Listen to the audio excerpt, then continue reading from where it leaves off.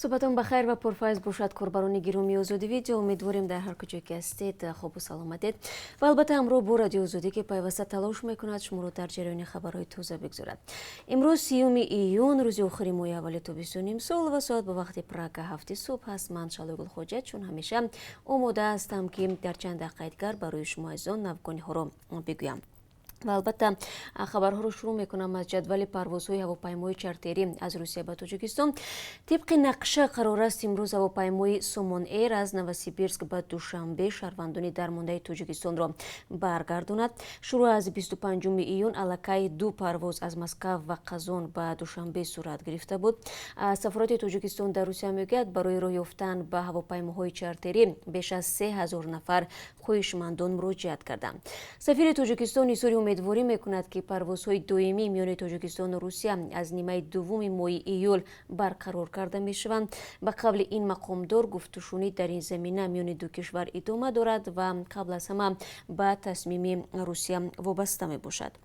سفارت میگوید در صورت ضروری آماده هستند که پروازهای ایلوگی چارتری را راه اندازی کنند. طبق نقشه قبلی تا 14 ایول پرواز 8 هواپیماهای دو شرکت تاجیکی سومون ایر و توجیک ایر از شهرهای روسیه به پایتخت تاجیکستان در نظر گرفته شده است. سفارت نرخ بلیط ها را از 23 تا 24 هزار روبل اعلام کردند. گفته می شود هواپیماها از تاجیکستان شهروندان روسیه را میبرند و شماری آنها چندان زیاد نیست و به نرخ بلیط نیز تاثیر میرساند. مهاجران در نوبت خود میگویند چنین نرخ برایشان گران میباشد. در عین زمان باید بگویم که در مسئله کی باز شدن مرزها خبری نوی بینندگان عزیز نیست و اگر هر نوگانی شد ما حتما برای شما خواهیم گفت. وزارت کارهای داخلی تاجیکستان رسما گردیمایی‌ها در نویه روشن ولایت مختار کوهستان بدخشان را توضیح داد. در سامانه وزارت آمده است روز 1 می قاچاقچی مواد مخدر شرف قابیلوفی 44 ساله و جنایتکار مخصوصا خفناک فردوس گدو محمدوی 44 ساله هر دو ساکنان نویه روشن که قبلا نیز داغ سودی داشتند دستگیر کردند. نسبت بازداشت شده‌ها از جانب کمیته دولتی امنیت ملی پرونده جنایی باز کرده به دادگاه ولایت مختار کوهستان بدخشان ارسال کرده شد. در این زمینه یک گروه جوانانی به قول وزارت ناگاه و گمراه و با گروه‌های متشکل جنایی علاقمند ناحیه به خاطر دستگیری بازداشت شده‌ها به فعالیت کارمندان مقامات حفظ حقوق نویه روشن مانع ایجاد نموده به میده آبوشی دست زدند. وزارت در ادامه میگوید در پی این حالت بهر حفظ ترتیبات جمعیتی نسبت غلام ایدرов یادگاری 44 ساله، مولودودov حبیبی 43 ساله و بختیبکov الچیبک 55 ساله نفقه‌خوار و ساکنان همین ناحیه پروتکل‌های داخلدار ترتیب داده شده به حبس مأموری گرفته شدند. همچنین 5 نفر از ساکنان دیگر ناحیه روشن به مبلغ 406 سومانی جریمه کرده شدند. وزارت کارهای داخلی میگوید ضرری که از سوی این افراد رسانیده شد از جانب خود آنها برقرار گردید. یادآور میشوم که گروه از ساکنان ناحیه روشن روز 16 ایون در نزد بینای حکومتی ناحیه جمع آمده بودند. نزدیکان زبیدالله رازق عضو سابق ریاست حزب در تاجیکستان ممنوع نهضت اسلامی میگن یک کارمند کمیته دولتی امنیت ملی روز 29 ایون با آنها گفته است پسر این شخص اسرارالدین رازق به بازداشتگاه این نهاد انتقال داده شده است.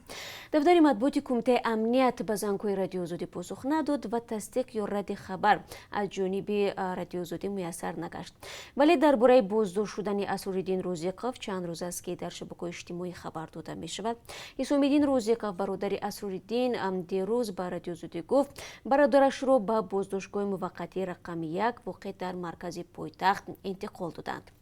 با گفته او مقامات روز شنبه به مادرش وعده داده بودند که 29 ایون پسر بازداشت شده‌اش را یا رها می‌کنند یا به سیزو می‌برند. به ادعای این خانواده اسرارالدین رازق 28 ساله که در بازار کاروان به فروش لباس‌های کودکانه مشغول بوده است روز 26 ایون در رو به سوی بازار از طرف کارمندان کمیته امنیت بازداشت شده است. تا این لحظه کمیته از چنین بازداشت خبر نداده است. اعضای خانواده رازق‌ها میگویند هیچ سببی برای بازداشت وجود ندارد مگر اینکه با مقصد فشار به زبیدالله رازق که به گفته آنها از دادن اظهارات تلویزیونی ضد رهبران حزب خودداری کرده است. زبیدالله رازق 76 ساله در سال 2016 به 25 سال زندان محکوم شده است. وی روز 28 ایون در صحبت با نزدیکانش گفته است ناظران زندان از حجره‌اش کتاب قرآن و مواد دزینفکسی از کرونا ویروس را پیدا نموده او را برای 5 روز به حجره جریموی به خود شیزو بردند. نزدیکان اسرارالدین رازق‌اف میگویند خبر ندارند که به وی وکیل مدافع داده شده است یا نه و زنگ تلفنی هم از او نگرفتند. وزارت تندرستی تاجیکستان اعلان کرد که در شبانه روز گذشته باز 51 مورد نوی گرفتاری به کرونا ویروس نو را در کشور آشکار کرده است. به همین ترتیب تا 29 ایون شماره عمومی سیرت شدگان به کووید 19 در تاجیکستان به 5900 نفر رسید. طبق امور رسمی تا امروز در کشور 4506 نفر و یا زیاده از 76% مبتلا شدگان به این بیماری شفا یافته 52 نفر فوت دیدند. در همین حال خبرگزاری دولتی خاور با تکیه به وزارت تندرستی از نتیجه گیری شدن سفر طبیبان پولش به تاجیکستان خبر میدهد. سفر طبیبان پولش آخر هفته گذشته به پایان رسیده است. این پزشکان یک ماه به این طرف در بیمارخانه و مؤسسه‌های طبابتی کشور با طبیبان تاجیک برای پیشگیری و طبابت بیماری کووید 19 تبادل تجربه کردند. از این پیشتر طبیبان ازبکستان و چین نیز به تاجیکستان آمده بودند. وکیلان جمهوری‌خواه کنگره ایالات متحده آمریکا که درباره گزارش‌های پول دادن روسیه به طالبان برای کشتار سربازان آمریکایی در افغانستان توضیحات گرفتند، دعوت دارند که در صورت اثبات شدن این گزارش‌ها روسیه پیامد آن را پرداخت کند. 29 ایون بعد شنیدن شرح و توضیحات وکیلان جمهوری‌خواه مک ترومبری و لیز چینی گفتند واضح است که چند مدت به این طرف روسیه در افغانستان با خوبی آرزو نمی کند. چند وکیل دیگر طلب کردند که ایالات متحده آمریکا فوراً اقدام نموده رژیم پوتین را به جوابگری کشد. بعضی وکیلان درخواست نمودند که قبل از هر گونه اقدامی درستی این گزارشات تحقیق شوند. امروز گروهی از وکیلان حزب دموکرات درباره این گزارشات توضیحات میگیرند. پرزیدنت ایالات متحده آمریکا دونالد ترامپ میگوید کسی به او درباره این گزارش‌ها معلومات نداده است. سخنگوی قصر سفید کیلی مکینامی ابراز داشت که در بین دوره‌های اکتشافی ایالات متحده آمریکا در مورد گزارش‌های تقدیم جایزه به طالبان برای کشتار سربازان آمریکایی اختلاف نظر وجود دارد. در ادامه موضوع افغانستان در پی ترکیش خونپاره در بازار واقع در جنوب افغانستان روز 29 ایون دست کم 23 نفر کشته و 10 تن مجروح گردید. سخنگوی والی هیلمند گفت حمله در مال بازار رخ داد و در میان قربانی‌ها کودکان هم میباشند. سخنگو مسئولیت حمله را به دوش طالبان واگذار کرد در حالی که این گروه دفعتاً حکومت را گناهکار نمود. در حالی که دوام جشنگیری عید فطر گروه شورشی آتش بس را رعایت کرده است، به قبل مقامات هفته اخیر حمله های پرخشونت طالبان افزایش می‌یابد. در ولایت هیلمند روز 28 ایون هم در پی ترکیش بمب‌های سرراهی دست کم 6 ملکی کشته و 2 تن دیگر زخمی شدند. طالبان و حکومت افغانستان قرار است مذاکره دو جانبه به تأخیر افتاده را شروع کنند که هدفش ختم جنگ 19 ساله افغانستان میباشد. وزارت کارهای خارجه ازبکستان اطلاع داده است که امروز یک ملاقات بلندپایه در چارچوب 5+1 یعنی آسیای مرکزی جمعی ایالات متحده آمریکا دایر می شود که در آن وزیران 5 کشور آسیای مرکزی و کاتب دولتی ایالات متحده آمریکا توسط ویدیو کنفرانس تبادل نظر می کنند. چارچوب 5+1 یعنی گروه 5 کشور آسیای مرکزی جمعی ایالات متحده آمریکا در ماه سپتامبر سال 2015 تشکیل شده است که هدف اساسی آن تحکیم همکاری ها در سطح منطقه می باشد. در تاجیکستان سقوط یا بیمه حتمی واسطه‌های نقلیات از مونوپولی دو شرکت بیرون کرده شد. اگر تو این وقت تنها تاجیک سقوط و سقوط‌های اولین ملی حق داشتند واسطه‌های نقلیات شهروندان را بیمه حتمی کنند، پس من بعد همه شرکت‌های سقوط به این کار حق دارند. بیمه واسطه‌های نقلیات در تاجیکستان حتمی بوده یکی از بخش‌های سیر درآمدی ساحه میباشد.